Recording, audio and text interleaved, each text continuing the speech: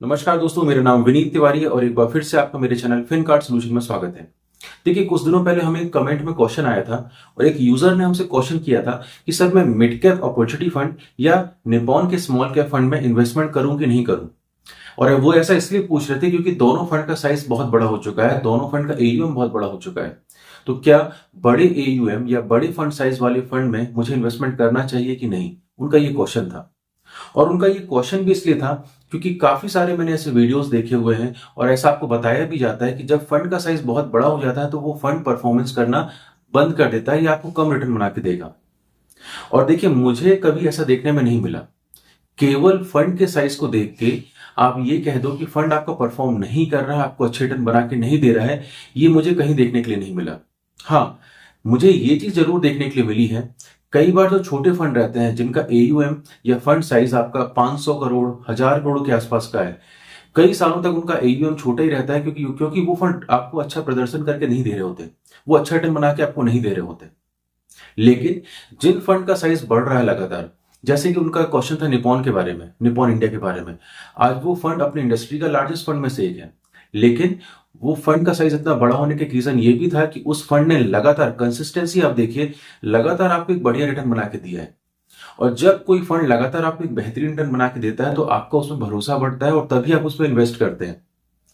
तो ऐसा कहीं पे भी बिल्कुल नहीं है कि किसी फंड का साइज छोटा है या बड़ा है तभी वो अच्छा रिटर्न बना के देगा या नहीं देगा, और कहीं पे भी ये देखने को नहीं मिलता। और इस टॉपिक में एक ऑलरेडी मैंने एक वीडियो बनाया हुआ था, क्या फंड साइज मैटर करता है, और उसकी लिंक मैं अपने डिस्क्रिप्शन में डाल दूंगा। आप एक बार उस वीडियो को जाके जरूर देखें। और सर के इस कंफ्यूजन को दूर करने के लिए मैं आज आपसे तीन फंड के बारे में डिस्कशन करूंगा और तीनों स्मॉल कैप कैटेगरी के फंड है। और जैसा कि थंबनेल में आपने देख भी लिया होगा, तीनों बेहतरीन फंड है। पहला है क्वांट, दूसरा है टाटा और तीसरा है निपॉन का फंड। तीनों ने पास्ट में बहुत अच्छे रिटर्न बना के दिए। पिछले 5 साल की परफॉर्मेंस देखें तो तीनों फंड ने बहुत बेहतरीन रिटर्न बना के दिए। और ऐसा नहीं कि किसी भी फंड का रिटर्न आपका खराब हो। तो क्या इन तीनों फंड की परफॉर्मेंस को हम चेक करेंगे और हम देखने की कोशिश करेंगे इनमें से कोई फंड ऐसा समझ में आ रहा है कि फंड का साइज अगर बढ़ रहा है तो अपनी परफॉर्मेंस को वो डिग्रेड कर रहा है या अपनी परफॉर्मेंस को वो कम कर रहा है। और इन तीनों फंड को लेने का रीजन ही ये था कि इन तीनों फंड ने पास्ट में, पिछले 5 सालों में आपको एक बेहतरीन रिटर्न बना के दिए। और अगर मैं फंड साइज की बात करूं, और जैसा कि आपको स्क्रीन में देख भी रहा होगा, लगभग आप निपॉन की बात करें तो 40,000 करोड़ के आसपास का ईयूएम है, जो कि अपनी इंडस्ट्री में सबसे लार्जेस्ट है।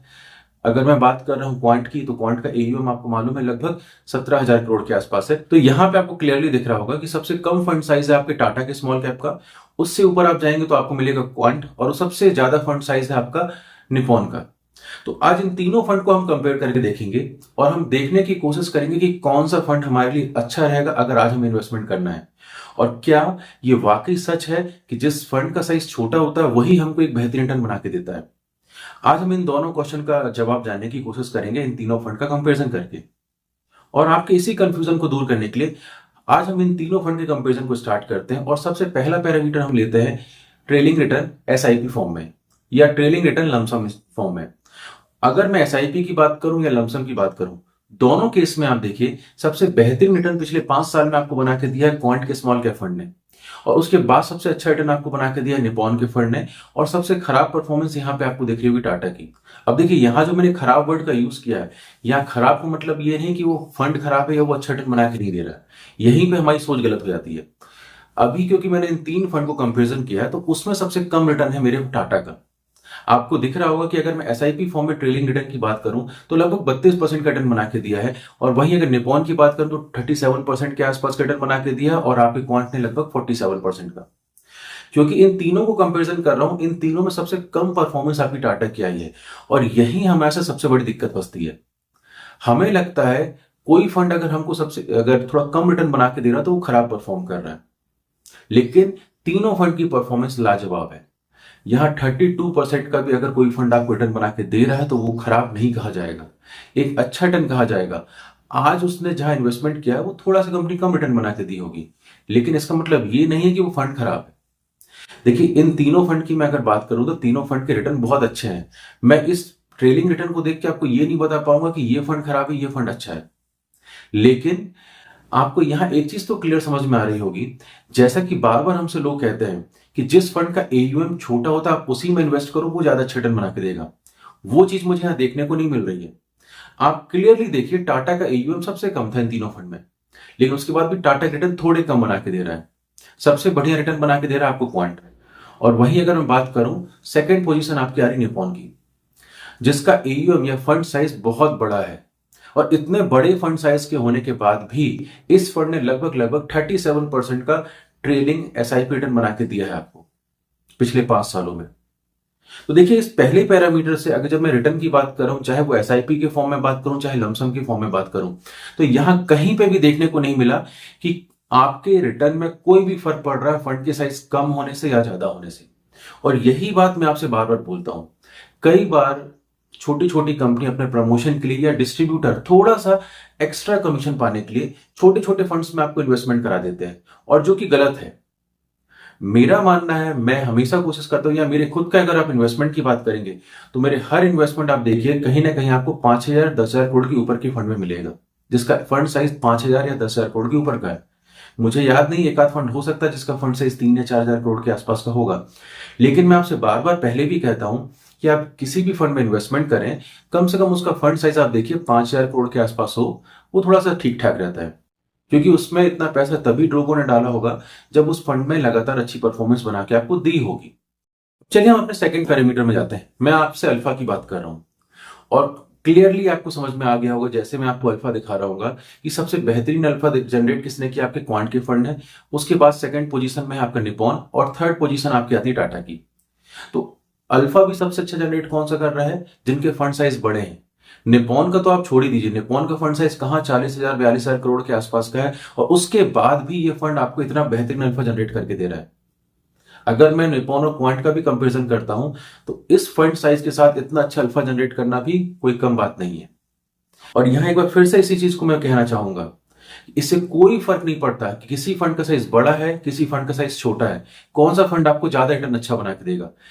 यहां केवल फर्क पड़ता है आपके फंड मैनेजर से। अगर आपका फंड मैनेजर सही है, उसकी टीम अच्छी है, तो वो आपको एक बड़े यूएम के साथ भी अच्छा रिटर्न बना के देता है। यहां देखिए दिक्कत यह आती है कि अगर फंड का साइज थोड़ा बड़ा हो जाता है तो कई बार फंड मैनेजर को दिक्कत आती है स्मॉल कैप फंड में कि वो पैसे को कहां डाले। तो इसी के लिए हम उसको पैसे दे रहे हैं, और इसी का वो हमसे चार्ज भी करते हैं। और उनके पास एक बड़ी टीम रहती है जो कि प्रॉपर देख समझ के अपने इन्वेस्टमेंट को करती है। तो जो देखिए फंड मैनेजर का काम है, हम फंड मैनेजर को करने दें। और देखिए समय समय में जैसे आपको समझ में अभी सुनने में भी आया होगा, बीच में देखिएगा निप्पॉन ने लमसम इन्वेस्टमेंट बंद कर दिया था, केवल एसआईपी में रिटर्न चल रहे हैं। एसबीआई काफी समय से लमसम इन्वेस्टमेंट बना करके रखा हुआ है अपने स्मॉल कैप फंड में। सिमिलरली टाटा में भी ये कंडीशन आई थी। तो देखिए जब भी फंड मैनेजर को लगेगा कि उनके पास एक्स्ट्रा अमाउंट आ रहा है, उसको संभाल नहीं पा रहे, तो वो बीच बीच में डिसीजन लेते रहेंगे। और देखिए जब हर फंड मैनेजर को ये दिक्कत आएगी, अगर मान के चले निप्पॉन को लगता है वो फंड ही नहीं मैनेज कर पा रहा, एसबीआई को लग रहा है वो फंड मैनेज नहीं कर पा रहा, एचडीएफसी को लग रहा है वो फंड मैनेज नहीं कर पा रहा, तो ये सब फंड मैनेजर एक साथ मिलकर कहीं ना कहीं फिर सेबी के पास भी जाएंगे, सेबी से भी डिस्कशन करेंगे, और कुछ ना कुछ सेबी उसका हल निकालने की कोशिश करेगी कि भाई स्मॉल कैप कैटेगरी में कुछ ना कुछ हल देकर निकाला जाए जिससे आपको नुकसान नहीं हो। और इसी चीज को आपने कुछ दिनों पहले देखा था, स्ट्रेस टेस्ट हुआ था, स्मॉल कैप फंड्स गिरे भी थे अच्छा खासा थे आपको, और वापस वो रिकवरी आ रही है। और बीच में सुनाई भी आया था कि कुछ कैटेगरी में चेंजेस आने वाले हैं, कि अभी जो 65% मिनिमम उनको स्मॉल कैप में इन्वेस्टमेंट करना रहता था, वो हो सकता है थोड़ा उनको फ्लेक्सिबिलिटी मिल जाए, थोड़ा सा 50-60 या थोड़ा बहुत उनको लार्ज कैप का एक्सपोजर बढ़ाने का मौका मिल जाए। तो ये देखिए ये सब आपके हित के लिए है। तो यहाँ पे फंड मैनेजर को फंड मैनेजर का काम करने दें। सेबी को जब भी लगेगा कि नहीं यार अब दिक्कत आ रही है, ये फंड मैनेजर खुद सेबी से बात करेंगे, सभी एक साथ जाके बात करेंगे और सेबी अपना काम करेगी। तो यहां पे देखिए हमारा केवल एक ही काम है। मैं बार बार आपसे बोलता हूं, अगर आप स्मॉल कैप में इन्वेस्टमेंट कर रहे हैं, अगर मार्केट में बहुत बड़ी करेक्शन आएगी तब आप लमसम डालें, अदरवाइज स्मॉल कैप में आप एसआईपी चालू रखें। आप देखेंगे कि 15 या 20 सालों में स्मॉल कैप आपकी कितनी अच्छी वेल्थ क्रिएट करके देता है।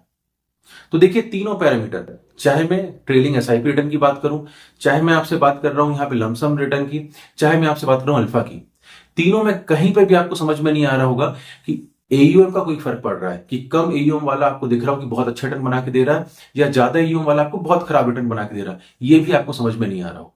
अब देखिए हम अपने नेक्स्ट पैरामीटर में आते हैं, और नेक्स्ट पैरामीटर आपको दिख रहा होगा स्टैंडर्ड डेविएशन। अब देखिए जब भी मैं स्टैंडर्ड डेविएशन की बात करता हूं, ये फंड की वॉलिटिलिटी बताता है, कितना फंड में वॉलिटिलिटी होगी या कितना फंड रिस्क लेके चल रहा है। आप एक तरीके से भी मान सकते हैं कि बताता है किस फंड की वॉलिटिलिटी या रिस्क ज्यादा है। तो आपको क्लियरली दिख रहा होगा कि सबसे ज्यादा वोलेटाइल आपका है क्वांट का फंड, और जो कि आपको देखने के लिए मिला था अभी रिसेंट टाइम में जब करेक्शन आया था स्मॉल कैप में, या आपने देखा भी होगा लगभग अक्टूबर नवंबर के आसपास भी स्मॉल कैप में गिरावट आई थी। उस समय भी आप देखिएगा क्वांट के फंड में थोड़ा ज्यादा करेक्शन आया था। सिंपल सा रीजन था, उसका स्टैंडर्ड डिविएशन ज्यादा था।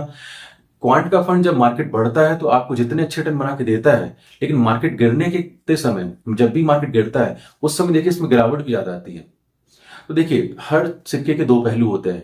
अगर क्वांट आपको ज्यादा अच्छे रिटर्न बना के दे रहा है तो क्वांट जब मार्केट करेक्शन आती है तो ज्यादा गिरता भी है। और देखिए यहाँ मैं बार बार मैं आपसे कहता हूं, ये जितने पैरामीटर की मैं आपसे बात कर रहा हूं, इन हर पैरामीटर की डिटेल वीडियो मैंने ऑलरेडी अपने चैनल में डाली हुई है। आप चाहें तो उस लिंक में क्लिक करके इनके वीडियो को वॉच कर सकते हैं। और देखिए शार्प रेशियो एक बहुत बेहतरीन पैरामीटर रहता है।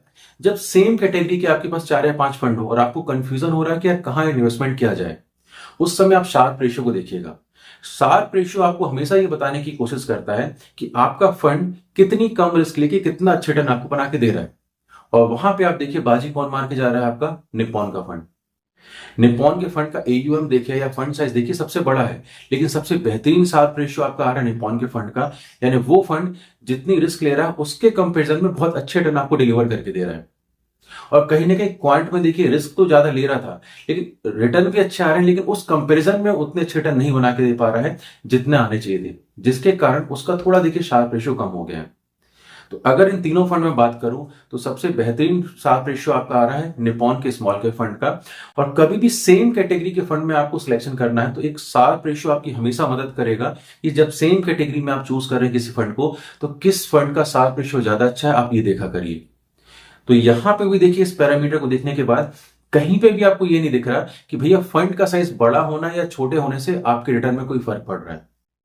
तो कुल मिला के आज के इस पूरे वीडियो में मैं आपसे यही कहना चाह रहा था, किसी भी पैरामीटर को आप चेक कर लिए, चाहे 5 साल की ट्रेलिंग रिटर्न को देख लीजिए, चाहे मैं आपसे बोल रहा हूं शार्प रेशियो देख लो, अल्फा देख लो, या डेविएशन देख लो, स्टैंडर्ड डेविएशन, आपको कोई भी चीजें नहीं बताएगी फंड का साइज बढ़ गया है तो ये फंड आपको ज्यादा अच्छे रिटर्न बना के देगा। हाँ, यहां एक चीज मैं जरूर आपसे कहना चाहूंगा, ये तीनों बेहतरीन फंड है। चाहे मैं टाटा की बात करूं, चाहे मैं आपसे निप्पॉन की बात करूं, चाहे मैं आपसे क्वांट की बात करूं, तीनों फंड अपनी कैटेगरी के बेहतरीन फंड हैं। और अगर आप इसमें एसआईपी कर रहे हैं तो अपनी एसआईपी को कंटिन्यू रखें। और अगर आप नया इन्वेस्टमेंट भी करना चाहते हैं तो इन तीनों में से किसी भी फंड को चूज कर लें। ये तीनों फंड काबिलियत रखते हैं, आने वाले समय में आपको एक अच्छा रिटर्न बना के देंगे।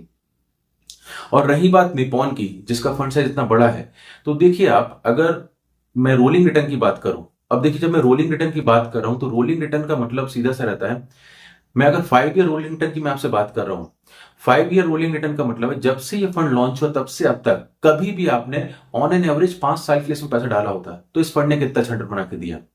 तो रोलिंग एसआईपी रिटर्न की अगर मैं बात करता हूं तो सबसे अच्छा रिटर्न दिखाई देता है आपको निप्पॉन का। लेकिन निप्पॉन का फंड एक बहुत पुराना फंड है। अगर टाटा का फंड की बात करूं तो टाटा से 5 से 6 साल पुराना है, लेकिन निप्पॉन और क्वांट दोनों फंड बहुत पुराने हैं। और अगर मैं रोलिंग एसआईपी रिटर्न की बात करता हूं तो सबसे बेहतरीन परफॉर्मेंस निकल के आती है यहाँ पे निप्पॉन की। और देखिए यही एक सबसे बड़ा रीजन है कि आज उसका फंड साइज इतना बड़ा है। उस फंड ने पिछले 10-12 साल से लगातार आपको इतने अच्छे रिटर्न बना के दिए हैं, तभी आपका भरोसा उसमें बढ़ा है और आप उसमें इन्वेस्टमेंट कर रहे हैं। तो मेरा मानना है इस चीज, इस बहकावे में बिल्कुल नहीं आए। कई बार मैंने पहले भी कहा है कि फंड साइज कई फंड्स के छोटे हैं, वो अपना ईयूएम बढ़ाने के लिए ज्यादा कमीशन ऑफर करते हैं डिस्ट्रीब्यूटर को, जिसके कारण आप उसमें इन्वेस्टमेंट कर देते हैं। लेकिन फंड साइज का कोई फर्क नहीं पड़ता कि कौन सा फंड आपको एक अच्छा रिटर्न बना के देगा या कौन सा फंड आपको खराब रिटर्न बना के देगा। और मुझे लग रहा है कि आपको ये बात समझ में आ गई होगी कि फंड साइज कोई मैटर नहीं करता कि कौन सा फंड आपको कम रिटर्न बना के देगा या ज्यादा रिटर्न बना के देगा। हाँ, थोड़ी तो फंड मैनेजर को दिक्कत आती है फंड को मैनेज करने के लिए, लेकिन उनके पास इसकी टीम है और उसी चीज का वो हमसे चार्ज भी ले रहे हैं। फंड मैनेजिंग फीस वगैरह जो भी हम दे रहे हैं, जो भी हमारा एक्सपेंस हम देते हैं उनको, वो हमसे उसका चार्ज ले रहे हैं और उनको उसी चीज की पैसे दिए जा रहे हैं, उसी चीज की उनको सैलरी दी जा रही है, फंड को मैनेज करें। और मैं तो वापस कहूंगा ना, जब फंड मैनेजर को लगेगा तो वो एसआईपी भी रोक देंगे आपकी, वो वे केवल उतनी फंड को मैनेज करेंगे। जैसे आपने कुछ दिनों पहले देखा भी था, मैंने थोड़ी देर पहले आपसे कहा भी था कि कुछ दिनों पहले आपने देखा था कि निप्पॉन ने लमसम इन्वेस्टमेंट में रोक लगा दी है। टाटा ने भी कुछ ऐसे ही किया था। एसबीआई में तो काफी समय से लमसम इन्वेस्टमेंट में रोक है। तो ये फंड मैनेजर को मालूम है वो कितना फंड मैनेज कर सकते हैं, उनको लगेगा तो वो रोक लगा देंगे, और उनको लगेगा नहीं अब हम फंड कंटिन्यू हम फंड ला से ले सकते हैं तो आपसे फंड लेना चालू कर देंगे। और जब हर फंड मैनेजर को दिक्कत आएगी तो सेबी बैठा हुआ है। तो केवल इस तरीके के वीडियो के बहकावे में नहीं आए कि ज्यादा फंड का साइज बड़ा है तो वो अच्छा रिटर्न बना के नहीं देगा और जिसका छोटा वो अच्छा रिटर्न बना के देगा। और जैसे कि आपने कंपैरिजन में देख भी लिया, फंड का साइज सबसे बड़ा किसका था? निप्पॉन का, लेकिन रिटर्न बढ़िया है। सबसे कम था आपका टाटा का, लेकिन रिटर्न भी सबसे कम आ रहे हैं।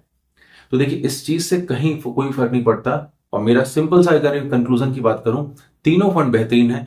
आपका जिस भी फंड में इन्वेस्टमेंट चल रहा हो, तीनों में आप कंटिन्यू को अपने चालू रखें, इन्वेस्टमेंट को अपने चालू रखें, इन्वेस्टमेंट बंद करने की गलती ना करें। और एसआईपी माध्यम से जब भी आप स्मॉल कैप में जाते हैं तो एसआईपी के माध्यम से ही इन्वेस्टमेंट करें। स्मॉल कैप आपको हमेशा से एक बेहतरीन रिटर्न बना के देगा।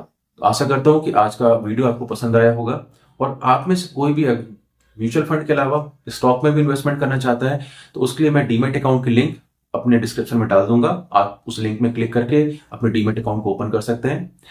और अगर आपको वीडियो में किसी भी टाइप का डाउट हो तो कमेंट सेक्शन में हमें कमेंट कर सकते हैं, या आप हमें मेल कर सकते हैं, या तो नीचे जो व्हाट्सएप नंबर दिया उसमें हमें व्हाट्सएप कर सकते हैं। हम पूरी कोशिश करेंगे कि आपके हर डाउट का क्वेश्चन का जवाब दे सकें।